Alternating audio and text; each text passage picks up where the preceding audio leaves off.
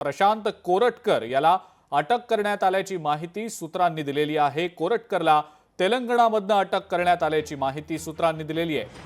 फरार प्रशांत कोरटकर तेलंगणात सापडल्याचं सध्या बोललं जात आहे। कोल्हापूर पोलीस या संदर्भात थोड्याच वेळात माहिती जारी करण्याची शक्यता आहे। महिन्याभरानंतर प्रशांत कोरटकर याला अटक करण्यात आल्याची माहिती सूत्रांनी दिलेली आहे। तब्बल 25 फेब्रुवारीपासून कोरटकर फरार होता। महापुरुषांच्या बदनामीचा त्याच्यावर गुन्हा देखील दाखल करण्यात आलेला होता। सोबतच इतिहासकार इंद्रजित सावंत यांना धमकी प्रकरणी सुद्धा कोरटकरवर गुन्हा दाखल होता। प्रतिक्रिया या संदर्भातल्या आपण जाणून घेणार आहोत। सुषमा अंधारे आहेत आपल्या सोबत सध्या फोन लाईनवरनं। सुषमाताई, कोरटकरला अटक करण्यात आल्याची माहिती आता सूत्रांनी दिलेली आहे, आपली पहिली प्रतिक्रिया। 1 महिन्यानंतर कोरटकरला अटक होते, परंतु ती अटक तेलंगणा पोलिसांकडून झाली आहे। मागच्या काही वर्षात आपण जर या 1-1.5 वर्षातलं एकूण जर बघितलं वातावरण, तर गुन्हा महाराष्ट्रात घडतो, आरोपी मात्र महाराष्ट्राच्या बाहेर अटक केले जातात। महाराष्ट्रात जे आरोपी सापडतात ते अटक केले जात नाहीत, ते आधी स्वतःहून व्हिडिओ वगैरे रिलीज करतात आणि मग स्वतःच्या गाडीमध्ये छान झोकात येतात आणि हजर होतात। त्यामुळे आता 1 महिन्यानंतरची जी तेलंगणा पोलिसांची कारवाई आहे त्याच्यात महाराष्ट्र पोलिसांचं काही कार्यकर्तृत्व नाही।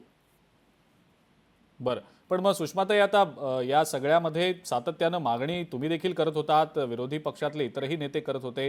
प्रशांत कोरटकरला अटक केल्यानंतर आता काही महत्त्वाच्या गोष्टी समोर येऊ शकतील असं वाटतं का? कारण त्यानं बऱ्याच मुद्द्यांवर बरीच वक्तव्य केली होती। प्रशांत कोरटकरची सगळीच माहिती पुढे येईल। रोल्स रॉयस सारख्या गाड्या तो वापरतो, ह्या सगळ्या गाड्यांसाठी त्याच्याकडे पैसा कुठून येतोय, त्याचे इन्कमचे स्रोत काय आहेत, अशा अनेक गोष्टी त्याच्यामध्ये सामील असतील।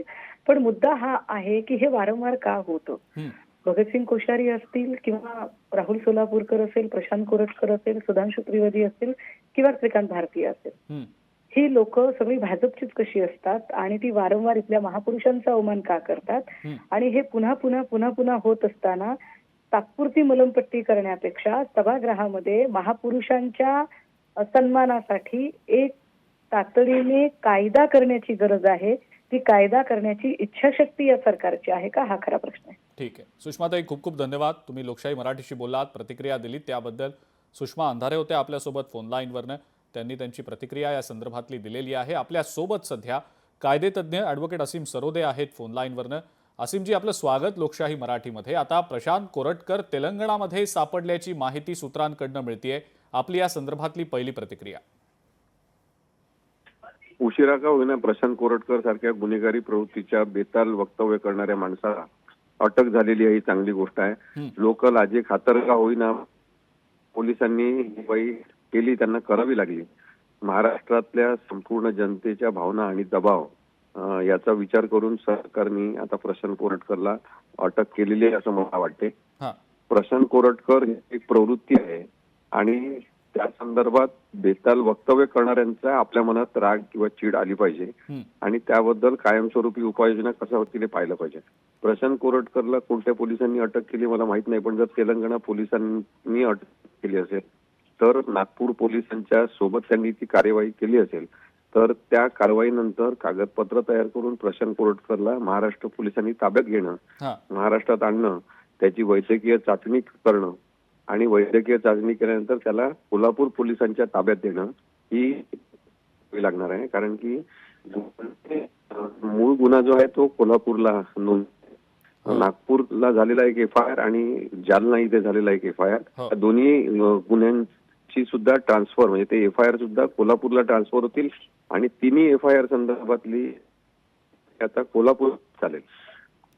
हो, पण असीमजी, कोल्हापूर पोलीस नागपूरला गेले होते शोधासाठी, नागपूर पोलीस तर शोधत होतेच, मात्र तब्बल महिनाभर प्रशांत कोरटकर सापडत नव्हता असं बोललं देखील जात होतं की तो देशाबाहेर गेलाय पळून आणि त्यानंतर पासपोर्ट त्याच्या पत्नीनं पोलीस स्टेशनमध्ये जमा केला। या सगळ्या घडामोडी घडत असताना पोलिसांच्या कार्यक्षमतेवर फार प्रश्नचिन्ह उपस्थित केली जात होती, आपली या संदर्भातली प्रतिक्रिया।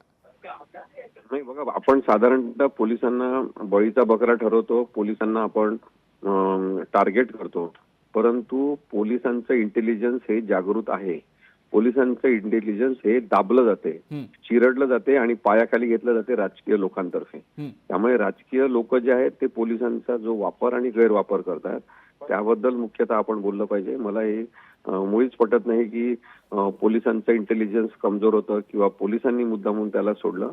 त्यांना सोडायला लावण्यात आलं, पोलिसांना वेठीस धरलेलं आहे आणि मग पोलिसांना वेठीस धरलेले हे राजकीय चेहरे कोणते हे आपल्या सामान्य नागरिकांच्या लक्षात आलं पाहिजे. ठीक आहे आसिफजी, खूप खूप धन्यवाद. आपण लोकशाही मराठीशी बोललात, प्रतिक्रिया दिलीत त्याबद्दल. आपल्यासोबत कायदेतज्ञ ॲडव्होकेट असीम सरोदे होते फोन लाईनवरनं आणि त्यांनी पुढे नेमकं आता काय केलं जाईल या संदर्भातली माहिती थोडक्यात दिलेली आहे. आपल्यासोबत सध्या विद्याताई चव्हाण देखील आहेत फोन लाईनवरनं. विद्याताई, प्रशांत कोरटकरला अटक करण्यात आल्याची माहिती सूत्रांकडनं मिळते. आता त्याच्या संदर्भात जी काही माहिती समोर येईल ती आता कोल्हापूर पोलीस थोड्याच वेळात जाहीर करणार आहेत असं देखील समजतंय. पण एकंदरीतच या अटक प्रकरणावर आपली पहिली प्रतिक्रिया. नाही, खूप चांगली गोष्ट आहे, समाधानाची गोष्ट आहे की गेला 1 महिना कोरटकरला शोधतायत आणि कोरटकर सापडत नाहीये. हे कोणालाही खरं वाटण्यासारखं नव्हतं आणि मध्ये तर म्हणाले की तो कोरटकर दुबईला निघून गेलेला आहे, परंतु त्यांच्या बायकोने जो पासपोर्ट जमा केला त्यातनं एक लक्षात आलं की ते आपल्या देशातच कुठेतरी आहेत. परंतु त्यांनी स्वतःहून सरेंडर व्हायला पाहिजे होतं. तसं त्यांनी का केलं नाही ते अजून मला कळत नाही. कारण न्यायालयापुढे जर तुम्ही हजर झाला तर न्यायालयाचा जरा थोडंसं तरी एक सिंपती असते की चला हा माणूस आपल्याकडे आला स्वतःहून. परंतु आता तुम्ही जर असे पळत राहिला आणि तुम्हाला जर पोलीस शोधत राहिले तर मग ते न्यायालयाला पण असं वाटतं की हा माणूस फसवाफसवी करतोय. आणि निश्चितच कोरटकर ह्याच्यापूर्वीच सापडायला पाहिजे होते. ते अजूनपर्यंत कसे फरार राहिले इतके महिने इतके दिवस याचं सगळ्यांना आश्चर्य वाटतंय आणि निश्चितच त्याचा सुद्धा आता आपल्याला निश्चित कळू शकेल की कोणी कोरटकरांना इतके दिवस लपवून ठेवलं होतं ते. ठीक आहे विद्याताई, खूप खूप धन्यवाद. आपण लोकशाही मराठीशी बोललात आणि प्रतिक्रिया दिलीत त्याबद्दल. या बातमीच्या अनुषंगानं आपण अपडेट्स जाणून घेणारच आहोत. आपले प्रतिनिधी चेतन ननावरे आपल्या सोबत आहेत सध्या. चेतन, प्रशांत कोरटकरला तेलंगणामधनं अटक करण्यात आल्याची माहिती आता सूत्रांकडनं मिळतीये. काय नेमकी या संदर्भातली अपडेट आहे? कारण कोल्हापूर पोलीस या संदर्भातली माहिती थोड्याच वेळात जाहीर करणार आहेत असं देखील समजलेलं होतं. आपण आपले कोल्हापूरचे प्रतिनिधी सतीश औंधकर यांच्याकडनं या संदर्भातली अपडेट जाणून घेऊच या. पण तुमच्याकडे सध्या नेमकी काय माहिती आहे या संदर्भातली?